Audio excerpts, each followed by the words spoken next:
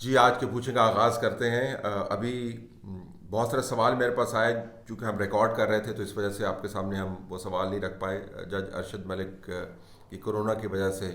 جو موت واقعہ ہوئی، ابھی تک جو خبریں آئی ہیں اس کے مطابق تو ارشد ملک 2-3 دن سے بہت کرٹیکل کنڈیشن کے اندر تھے۔ اسلام آباد کے اندر ایک نجی ہاسپٹل ہے، اس کے اندر زیر علاج تھے، اور آج اس دنیا سے وہ رخصت ہو گئے۔ اس کے اوپر جو سوال آئے ہیں وہ بہت زیادہ اس پہ کانسپریسی کا عنصر مجھے نظر آ رہا ہے، جی کہ دیکھیں پہلے جو جج سیٹھ صاحب جو تھے پشاور کے، ان کا کرونا سے انتقال ہو گیا، پھر اب یہ جج ارشد ملک جو ہیں، اور دونوں بہت کرٹیکل پوزیشنز کے اندر تھے۔ اگر آپ جوڈیشری کے اندر ان کا رول دیکھیں تو لوور اینڈ کے اوپر ارشد ملک اور اپر اینڈ کے اوپر جو ہے جج سیٹھ صاحب جو ہیں۔ میں دوبارہ سے یہ کہوں گا جی کہ ٹینڈنسی ہے ہم کانسپریسی کی طرف جاتے ہیں کہ جی کیسے ہو سکتا ہے کہ جن بندوں کی شہادتوں کی وجہ سے، جن بندوں کی آبزرویشنز کی وجہ سے، جن بندوں کی باتوں کی وجہ سے، جن بندوں کے فیصلوں کی وجہ سے سیاسی بہت بڑے بھونچال آ سکتے ہیں یا آنے کا امکان ہے، وہ کرونا جو ہے ان کو نگل رہا ہے۔ اور بہت سارے ایسے لوگ ہیں جو تمام تر کمزوری کے باوجود، صحت کی کمزوری کے باوجود، پھر بھی کرونا کا وار جب وہ سہ جاتے ہیں۔ تو اس میں کوئی کانسپریسی تو نہیں ہے، کیا ان کو رستے سے تو نہیں ہٹایا جا رہا؟ دوسرے الفاظ میں دوبارہ کہوں گا کہ ٹینڈنسی ہے یہ سوچنے کی، لیکن برائے مہربانی اس کو رد کریں، اس کو ذہن میں فی الحال نہ لے کے آئیں جب تک شواہد جو ہیں اس کے اگینسٹ نہ ہوں۔ میں بالکل بھی کانسپریسی تھیوری جو پروموٹ نہیں کرنا چاہتا۔ میں یہ نہیں کہتا کہ ایسے کام کو بالکل آپ خارج از امکان قرار دے دیں، لیکن جو شواہد ہیں ان کی بنیاد کے اوپر تو آپ کو یہی کنکلوڈ کرنا پڑے گا کہ کرونا کی وبا کی وجہ سے یہ اموات ہوئی ہیں۔ اگر بعد میں کوئی شواہد دوسری طرف آئے تو آپ اس کو کنسیڈر کر لیں، لیکن فی الحال میرے خیال میں بہت زیادہ اسپیکولیشن اس کے بارے میں درست نہیں ہے۔ جج ارشد ملک کے بارے میں ایک دو اور سوال آیا کہ ان کا کیا کردار تھا، دیکھیں انہوں نے کیا کیا، دیکھیں ان کے ساتھ کیا ہوا۔ میں دوبارہ کہوں گا کہ جی موت برحق ہے، کوئی بھی انسانی کاز بن سکتا ہے اس کا، لہٰذا کسی کی موت کے زاویے سے نہ اس کی زندگی جس طرح اس نے گزاری اس کو جوڑے نہ۔ یہ ضرور ہے کہ ایسے واقعات کے بعد خیال ذہن میں آتا ہے کہ زندگی لوگوں نے کیسی گزاری ہے اور اس کے بعد وہ کیسے یاد رکھے جائیں گے، یہ ضرور ہے۔ لیکن موت کو یا بیماری کو عذاب کے ساتھ یا بہت بڑی سزا کے ساتھ اگر آپ منسلک کریں تو آپ کی اپنی تشریح ہو سکتی ہے، لیکن اجتناب برتیں تو بہتر ہے۔ اب دنیا کے اندر نہیں ہے، ان کا حساب جو ہے اگلی دنیا میں ہونا ہے۔ یہ ضرور ہے بہرحال کہ یہ دیکھا جاتا ہے جب بندے کا تعلق واسطہ ختم ہو جاتا ہے دنیا کے ساتھ کہ اس نے زندگی کیسی گزاری ہے اور اس کے اعمال کیسے تھے، اس نے اپنے عہدے کے ساتھ انصاف کتنا کیا، اس نے طاقت کو استعمال کس طرح کیا، اس کے ہاتھ سے لوگوں کو تکلیف پہنچی ہے، اس کی زبان سے لوگوں کی عزتیں اچھلی ہیں، اس نے کتنا جھوٹ بولا ہے، اس نے کتنا سچ بولا ہے، وہ جو ماپ تول ہے وہ ضرور سامنے آتا ہے۔ اور جج ارشد ملک کے حوالے سے میں ویسے آپ کو بتاؤں کہ انہوں نے جو آخری اپنی بہت مشکل سے جو اپنے آپ کو بچانے کی انہوں نے کوشش کی وہ ناکام رہی، ظاہر ہے جوڈیشری سے، پروفیشن میں سے وہ نکالے گئے، بہت ہی بڑی ہیومیلیشن ہے، سزا بھی ان کو مل سکتی تھی لیکن وہ کیس ایک خاص طریقے سے چلایا گیا۔ لیکن انہوں نے اپنی طرف سے اپنے آپ کو نا جس کو کہتے ہیں ریڈیم کرنے کی کوشش کی تھی، اپنے آپ کو اپنی اصلاح کرنے کی کوشش کی تھی، غلطیوں کو ماننے کی کوشش کی تھی۔ جو ان کی میٹنگ ہے نواز شریف کے ساتھ، وہ ریکارڈ کا حصہ ہے، وہ میٹنگ نہیں ہے جس کی ویڈیو سامنے آئی، یہ اور میٹنگز ہیں جو ان کی ریکارڈ اور ریکارڈنگ سے موجود ہیں، یہ بھی میں آپ کو بتا دوں۔ اس کے اندر تو وہ کھلے عام بتا رہے ہیں کہ ان سے کس طریقے سے کام کروایا گیا تھا۔ تو انہوں نے اپنی طرف سے میرے خیال میں کوشش کی ہے کہ کیسے وہ اس ماحول جس کے اندر انہوں نے یہ کام کیا اس کی وہ وضاحت کر پائیں۔ دفاع انہوں نے نہیں کیا، غلطیاں انہوں نے اپنی مانی ہیں، کافی زندگی میں ان کو سزا ملی ہے۔ اگر آپ سزا کو جوڑیں ان نتائج سے جو ان کی دنیاوی اعمال کی وجہ سے نکلی ہیں، تو جوڈیشری میں سے وہ نکالے گئے، ان کی ویڈیوز سامنے آئیں، گھر بار عزت سارا کچھ جو ہے وہ داؤ پہ لگ گیا، پھر اس کے بعد مقدمہ چلتا رہا، اور اب بھی ویڈیوز کے اوپر ان کے بیانات موجود ہیں، اور وہ جب ویڈیو سامنے آئیں گی تو وہ تہلکہ خیز ویڈیوز ہے، یہ بھی میں آپ کو بتا دوں۔ تو اب ان کا معاملہ ختم ہو گیا، لیکن یہ ضرور ہے کہ جب ایسے واقعات ہوتے ہیں تو بندہ سوچنے پہ یہ مجبور ہو جاتا ہے کہ یہ طاقت جو ہے یہ کتنی وقتی ہے، یہ عہدہ جو ہے یہ کتنا غیر ضروری ہے، یہ آپ کی عزت جو ہے اصل میں ان اعمال ان کے نتائج سے بنتی ہے جو دنیا کے اندر آپ کرتے ہیں، اور جس کی وجہ سے آپ کو ریپوٹیشن بنتی ہے آپ کی۔ اور اب ارشد ملک جوڈیشل ہسٹری کے اندر کیسے جانے جائیں گے، آئی تھنک یہ سوال جو ہے اگر ہم اس کے اوپر غور کریں تو وہ تمام لوگ جو اس زوم میں مبتلا ہیں کہ وہ بس اب ان کے پاس چونکہ طاقت آئی ہوئی ہے تو بس دنیا ان کے نیچے ہے، اور جو جس طریقے سے انہوں نے وہ طاقت حاصل کی ہے اگر اس طریقے کے اوپر ریفلیکٹ کریں تو شاید ان کے لیے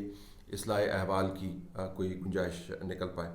السلام علیکم جناب طلعت حسین صاحب۔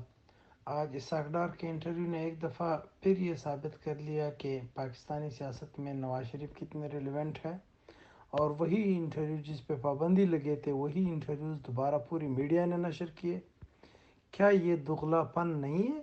میڈیا کا؟ اور اس انٹرویو کو کاٹ کر کے نشر کیا گیا جس سے اس انٹرویو کا امیج ایسے بنایا گیا کہ وہ اسحاق ڈار جو ہے وہ کچھ ایسی بات کر گئے ہیں، ادروائز اس کے تمام جوابات بالکل صحیح ہے۔ انہوں نے پورے ادارے کے بجائے کچھ لوگوں کا کہا، ادارے کو متاثر ہونے سے بچا لیا۔ کیا آپ اس رائے سے اتفاق کرتے ہیں؟ جی آپ نے زبردست زاویہ یہ استعمال کیا ہے، میں بالکل آپ سے اتفاق کرتا ہوں کہ ایک تو وہ میڈیا جو اسحاق ڈار کا نام نہیں لیتا اور اس کے اوپر بین لگایا ہوا ہے، بار بار جو ہے اسحاق ڈار کے کلپس چلا چلا کے اور اس کے اوپر ڈسکشن پروگرامز کر رہے ہیں اور واہ واہ کر رہے ہیں کہ جی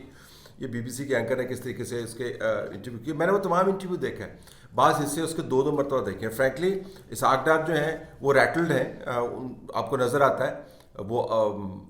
انسیٹلڈ، آپ کو نظر آتا ہے کہ وہ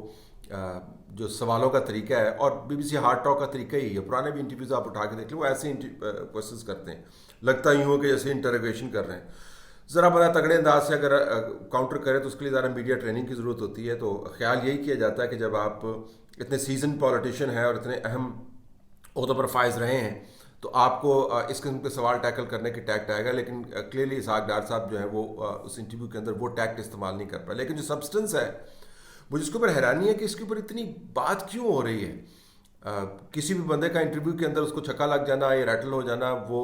ایک اور بات ہے، لیکن جو سبسٹنس کے اوپر بات کی ہے میرا نہیں خیال کہ بہت بڑے کوئی اس کے اندر آپ کو جھول نظر آتے ہیں، کھلے تضاد نظر آتے ہیں۔ بہت ساری ایسی باتیں جو اسحاق ڈار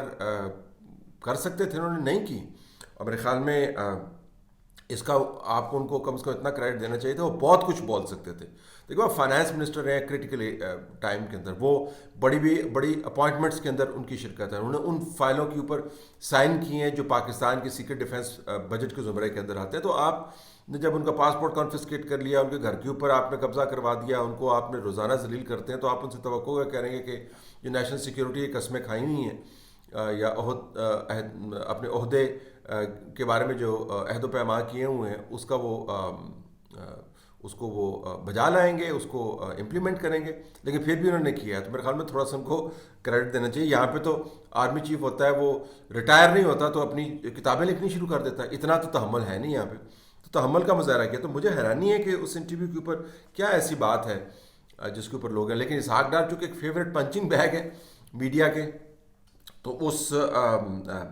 میڈیا نے ان کو اڑا کے رکھا، پھر ان کے خلاف جو ہے بڑی زبردست سوشل میڈیا کیمپین بھی چلی۔ کیا ان کو اس انٹرویو میں جانا چاہیے تھا؟ میرے خیال میں ان کو نہیں جانا چاہیے تھا انٹرویو میں، چاہے بھی جا سکتا تھا، نہیں بھی جا سکتا تھا، لیکن مجھے کچھ انٹرویو کی منطق سمجھ نہیں آئی کہ وہ انٹرویو پرپز ہوتا ہے نا جی، آپ کس پرپز سے انٹرویو دے رہے ہیں۔ بطور صحافی تو میں چاہوں گا ایسے انٹرویو ہوتے رہیں، لیکن میں صرف ان کے زاویے سے سوچنا چاہ رہا ہوں کہ وہ کیوں ایسا انٹرویو دیں گے، وہ کیا کرنا چاہ رہے تھے، کیا سوچنا چاہ رہے تھے، مجھے کوئی ذرا پرپز سمجھ نہیں آیا۔ لیکن انٹرویو کے اندر جتنی ہاہاکار مچی ہے ویسی باتیں اس کے اندر ہے نہیں، اور یہ میڈیا کا آپ نے صحیح کہا کہ جو اس کا شکل تصویر نہیں دکھاتا، 2-3 دن سے دبا کے اسحاق ڈار کے اوپر فوکس کیا ہوا۔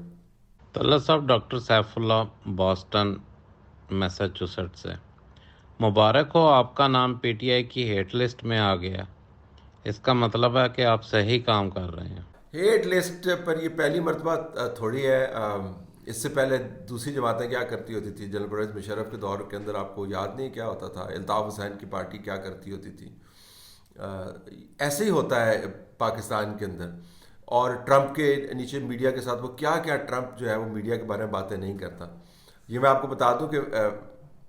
ایک سنجیدہ میٹنگ سے پہلے ایک سنجیدہ محفل کے اندر وزیر اعظم عمران خان نے, اس کو 2-3 عینی شاہد موجود ہیں, جس قسم کی زبان استعمال کی میرے بارے میں اور ایک اور صحافی کے بارے میں, میرے خیال میں زیب ان کو نہیں دیتا, لیکن وہ کرتے رہتے ہیں ایسی باتیں, کوئی فرق نہیں پڑتا اس سے, does not make any difference, کوئی گراؤنڈ ریئلٹی تبدیل نہیں اس سے ہوتی, حالات نہیں بدل جاتے. مجھے یا میرا نام کسی لسٹ میں ڈال کے کسی اور کا نام لسٹ میں ڈال کے اس سے کیا فرق پڑ جاتا ہے. یہ خام خواہ کے اپنے آپ کو شرمندگی سے بچانے کے اہتمام ہوتے ہیں, ان کا کوئی فرق نہیں پڑتا. تو بالکل نہ میرا جرنلزم جو ہے وہ ان کی لسٹ کی مرہون منت ہے, نہ لسٹ پر آنے سے کوئی مجھے بہت زیادہ سرخاب کے پر لگ گئے ہیں, لیکن یہ آپ نے ٹھیک کہا کہ جب تیر نشانے پہ بیٹھتا ہے تو تکلیف تو ہوتی ہے. طلعت صاحب, اے ایف پی جو کہ ایک بڑی ریپیوٹیڈ انٹرنیشنل نیوز ایجنسی ہے,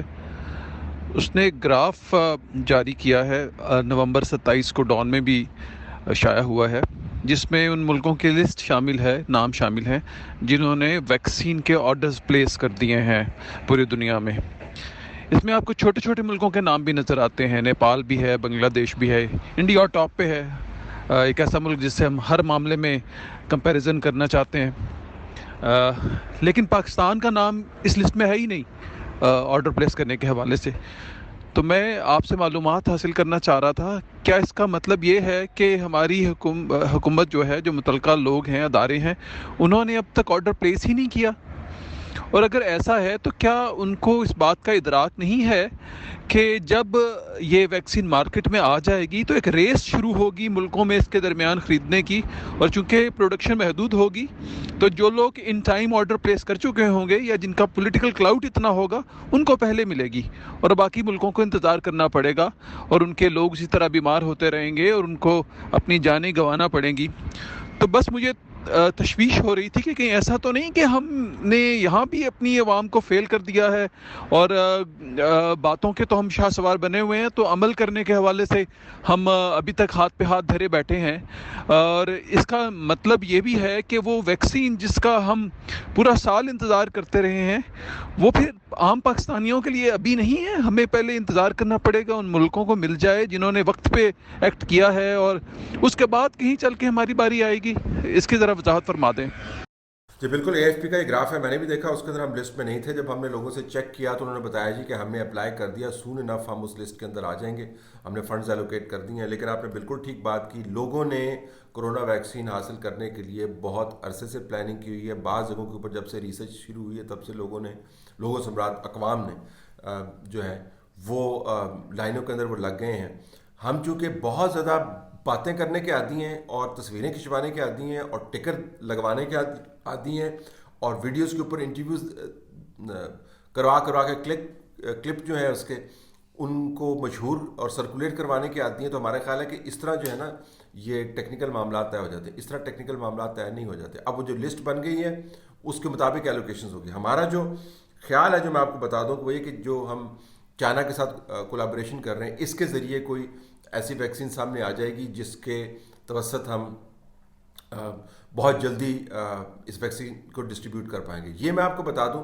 ویکسین کی موجودگی, اب وہ کب ٹرائل کمپلیٹ ہوتا ہے, کب اس کی رجسٹریشن ہوتی ہے, اس کے اندر بھی وقت لگے گا. لیکن یہ میں آپ کو بتا دوں کہ ویکسین کی موجودگی اور ویکسین کو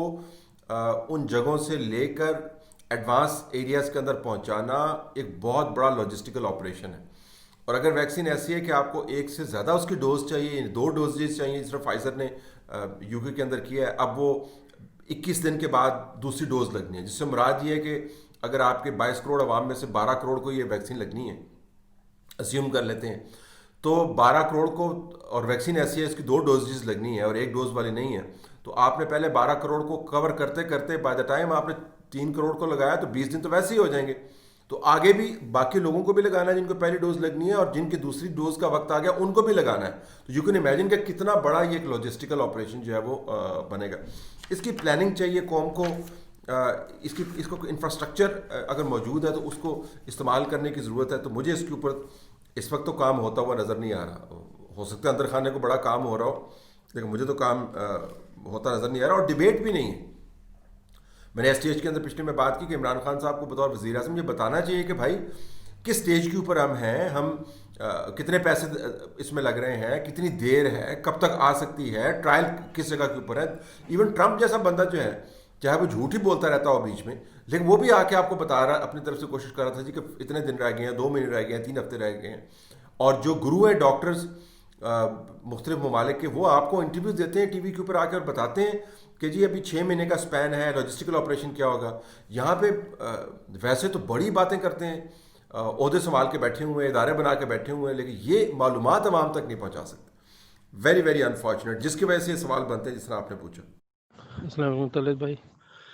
میں پنڈی سے بول رہا ہوں. پروفیشن کے لحاظ سے میں لیکچرر ہوں, اور میں نے پہلے بھی آپ سے کویشچن پوچھتا رہتا ہوں, لیکن آپ انکلوڈ نہیں کرتے. اور میرا آپ سے ابھی بھی کویشچن پوچھنے لگا, مجھے نہیں لگتا کہ آپ اس کو انکلوڈ کریں گے. پتہ نہیں کیوں, مجھے یقین ہے کہ اس کو ایٹ لیسٹ اس کو انکلوڈ نہیں کریں گے. وہ یہ کہ ابھی چند دنوں پہلے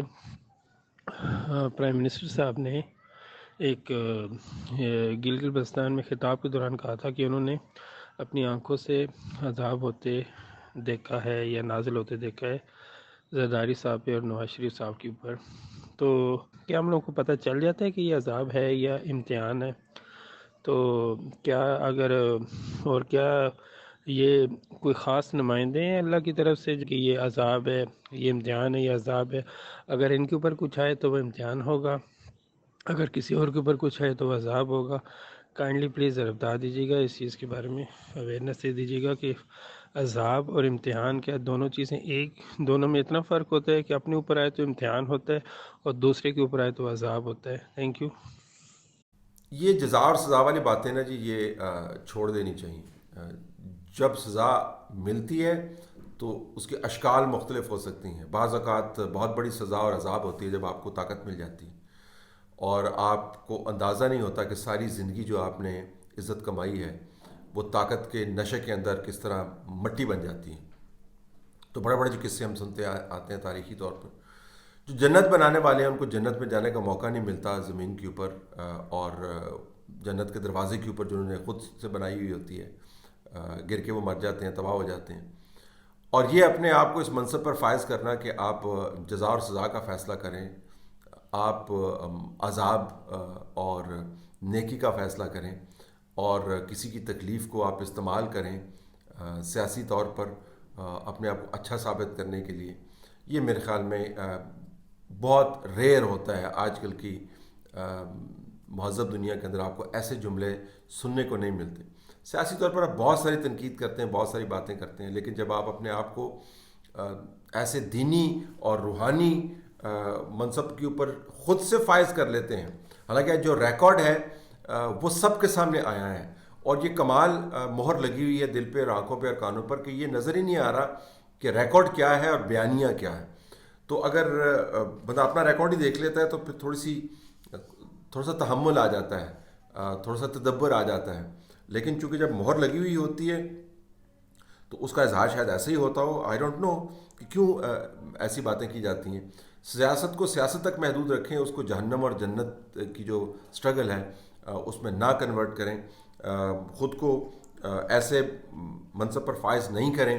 جس منصب کے لیے کوئی کوالیفائی نہیں کرتا آج کل کی دنیا کے اندر.